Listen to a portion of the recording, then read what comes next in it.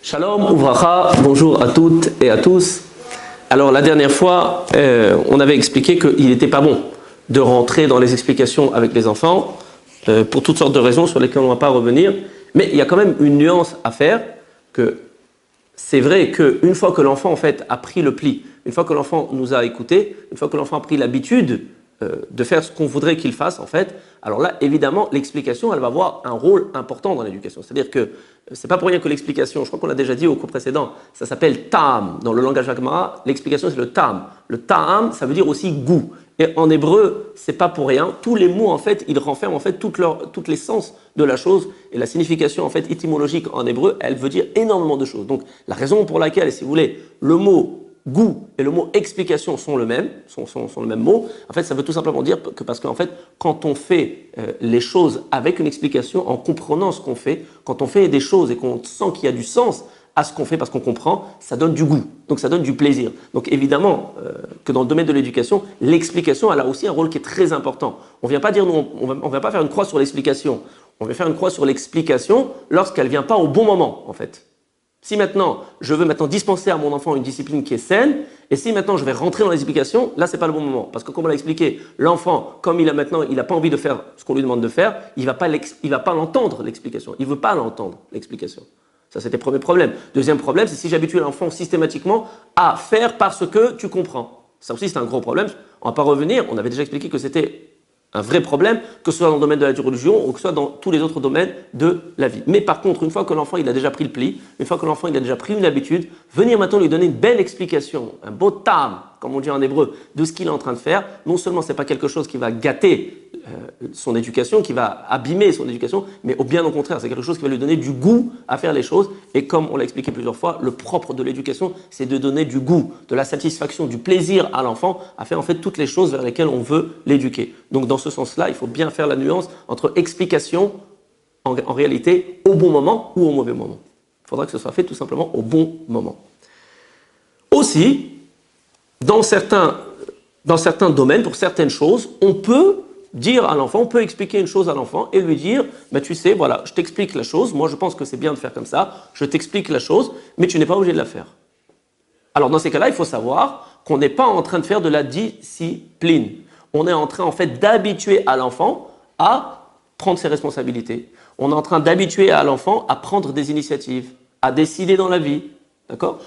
Si je ne suis pas, si vous voulez, branché dans le mode discipline, alors il n'y a aucun problème de faire ça. En règle générale, on fait ça pour des choses qu'on ne peut pas exiger des enfants. Vous voyez, par exemple, à un certain âge, maintenant, on ne peut pas forcément… Alors, je ne veux pas donner vraiment d'âge parce que ça dépend du développement de chaque enfant. Mais par exemple, à un certain âge, il n'est pas bon d'obliger l'enfant à prier. Il n'est même pas bon de dire à l'enfant qu'on attend de lui de prier de façon régulière, d'accord ? Mais je peux lui expliquer, regarde, la prière c'est quelque chose de très beau, c'est très important, mais c'est toi qui décides. Si tu as envie de venir avec papa, tu peux venir. Si tu n'as pas envie de venir, ça va. Il faudra quand même lui dire, attention, quand tu arriveras à l'âge de la bar mitzvah, il faudra venir avec papa à la prière. Donc dans ce sens-là, on peut quelquefois expliquer et on peut quelquefois aussi dire à l'enfant, voilà, si tu as envie, tu viens, si tu n'as pas envie, tu ne viens pas. Ça, c'est une possibilité. Mais il faudra bien savoir que ce n'est pas de la discipline. Alors, encore un point qui va beaucoup nous aider dans le domaine de la discipline, parce que c'est vrai qu'on avait posé cette problématique, à savoir que comment est-ce qu'on peut maintenant s'imaginer qu'il peut y avoir de la discipline sans pouvoir exécutif. Vous vous souvenez, dans les cours précédents, c'est qu'on avait expliqué que la discipline, il fallait surtout pas qu'elle soit accompagnée de punitions, de cris, de réprimandes, mais la discipline en fait consistait à mettre l'enfant en face de sa responsabilité et de faire en sorte que c'est lui qui va décider de s'auto-discipliner. Alors c'est vrai que c'est une mission qui n'est pas facile, c'est pas évident du tout. La solution de facilité, c'est punir, sanctionner. Ouais, et là, vous avez des résultats rapides, mais vous avez des résultats qui ne tiennent pas à long terme. Or, tout le but de l'éducation sont les résultats à long terme. Alors, on a quand même autre chose qui pourra nous aider. C'est quelque chose en fait que le Rav en fait a découvert dans son expérience professionnelle, parce qu'il dirigeait en fait un Mossad, Sagour. C'est une espèce d'école dans laquelle vraiment on met les enfants qui ont vraiment des gros problèmes. Les enfants en eux-mêmes, c'était des enfants qui étaient des bons gars, des bons enfants à la base, mais ils ont eu un vécu qui a fait que voilà, c'est devenu en fait des enfants complètement indisciplinés. Ils se sont fait virer d'école en école parce que pour des problèmes de discipline. Et quand ils sont arrivés dans le Mossad du Rav, bien entendu, la première des choses qu'il fallait faire, c'était en fait de leur réinculquer une discipline saine. Pas une discipline à laquelle ils avaient été habitués jusqu'à présent, qui n'était pas une discipline, mais qui était de la dictature, mais une discipline saine. Et pour ça, c'est vrai que c'est très difficile. Parce que là, en fait, le Rav a travaillé avec des enfants qui étaient déjà des enfants qui étaient hypersensibles par rapport au problème de discipline. À chaque fois qu'ils recevaient un ordre, ils étaient déjà en révolte. Alors, même si ce n'est pas notre cas à nous, quoique dans notre génération, il y a beaucoup de problèmes de révolte, surtout à l'âge de l'éducation, donc c'est quelque chose qui pourra nous aider à comprendre. Quoi qu'il en soit, le principe, il est le même de façon générale pour des enfants qui soient problématiques ou pour des enfants qui soient plus dociles. Alors, en fait, ça a commencé comme ça. Au début, ils ont essayé en fait d'inculquer aux enfants de la discipline, comme nous on l'a expliqué, c'est en disant aux enfants, regarde, c'est comme ça qu'il faut faire, en posant la règle à l'enfant de façon claire et ferme, mais sans l'obliger. Mais ça n'a pas marché. Pourquoi ça n'a pas marché? Parce qu'en fait, on parlait ici d'enfants qui étaient déjà à la base irrités, qui étaient déjà à la base problématiques. Si nous, on a fait ça avec nos enfants depuis qu'ils sont petits, vous voyez que ça marche très bien. Quoi qu'il en soit, ça n'a pas marché, et comme ça n'a pas marché, c'était ingérable. Parce que quand il n'y a pas du tout de discipline dans un tel Mossad, ça devient l'anarchie, et on ne peut pas enseigner s'il n'y a pas un minimum de discipline, on ne peut rien transmettre aux enfants. Donc, ils ont été obligés, dans un deuxième temps, rétablir en fait un petit peu une discipline avec quelques petites punitions, en essayant vraiment de garder vraiment les règles minimum. Mais ils voyaient que en fait le fait de punir, inéluctablement, ça mettait une mauvaise ambiance dans le Mossad et que les enfants, encore une fois, se sentaient en conflit, ils se sentaient en guerre avec les éducateurs. Et tout le but ici en fait est bien au contraire, de faire comprendre aux enfants qu'ici, ils sont arrivés dans un endroit où les éducateurs sont là pour les aider, que ce soit des éducateurs dans un Mossad Sagour, dans une institution qui est spéciale, ou que ce soit des parents avec leurs enfants pendant la crise d'adolescence, le principe, encore une fois, il est exactement le même. La punition, elle est problématique dans la mesure où la punition, maintenant, elle va nous rentrer de force dans une situation conflictuelle avec l'enfant. Et c'est surtout ça qu'il va falloir éviter. Donc, problème, ils ne savaient pas quoi faire. Alors après, ils ont décidé, en fait, tout simplement, de changer le mot punition en mot sanction. Bon, en français, ça peut être pareil. Mais en hébreu, c'est pas tout à fait pareil. C'est au lieu de dire, voilà, si vous faites ça, si vous dépassez les bornes, vous aurez une punition, un onesh en hébreu, ils ont dit sanctiot. Ils ont employé un mot latin. Je ne sais pas si en français, il y a vraiment une conséquence pratique à tout ça. En fait, si vous voulez, ce qu'on a essayé de faire ici, c'est en changeant le mot, essayer d'aider l'enfant à changer la perception de la chose. Parce qu'en fait, tout le problème, il est dans la perception de l'enfant. Si j'inflige à l'enfant une punition, qui est une punition d'après la définition du dictionnaire Larousse, d'accord? Mais que l'enfant ne perçoit pas ça comme une punition, mais il le perçoit comme une aide qui lui est prodiguée par les parents, tout va bien.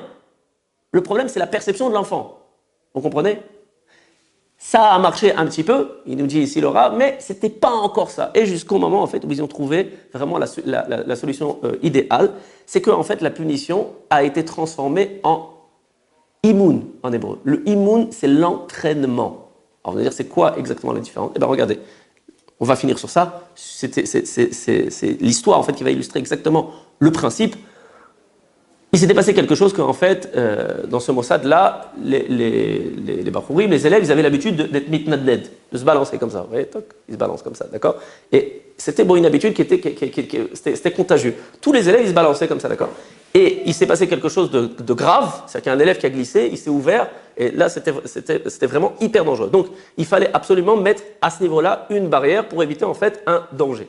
On aurait pu dire maintenant, celui qui se balance, il est puni. Mais on voulait maintenant adopter une autre technique. Alors, qu'est-ce que le Rav il a fait? Le Rav il a dit, regardez, il y a ici un danger, sans trop entrer dans les détails, les explications, donc on va s'entraîner ensemble à s'arrêter de se balancer. Et celui qui se balance, il sera obligé, en fait, de finir le cours debout. C'est un entraînement. Comme ça, il a présenté les choses. Mais il sentait encore que, bon, les élèves, ils le regardaient d'un heure. Bon, tu es en train de nous rôder dans la farine, là. Tu t'appelles ça un entraînement, mais c'est une punition. Il sentait encore que ça passait pas super bien. Et là, il a eu Mishama, il lui dit, c'est Akadosh Baruch Hu qui m'a donné cette idée, une idée géniale. Quelques cours après, en fait, avoir expliqué aux élèves que celui qui se balançait, il devra finir le cours debout, d'accord? Qu'est-ce qu'il a fait, le Rav? Il a eu une idée géniale. Au milieu du cours, il s'est mis à se balancer. Vous allez me dire, mais qu'est-ce qu'il lui a pris? Il a perdu la raison. Il se met à se balancer. Alors, les élèves, ils commencent à parler, machin, ils rigolent, machin. Il y en a qui commencent, regarde le Rav, il se balance. Bon. Et puis, au bout d'un moment, le Rav, il dit, mais je ne comprends pas, pourquoi vous vous déconcentrez? Il y a un problème. Et là, il y en a un qui prend son courage à deux mains. Il dit, oui, il y a un petit problème, Rav, c'est que le Rav se balance. Mais vous avez raison. La règle, c'est la règle. je me lève et je finis le cours debout. C'est ce qui a débloqué tout le problème. C'est-à-dire que dans la technique du Imoun, dans la technique de l'entraînement, on va s'inclure dans l'entraînement.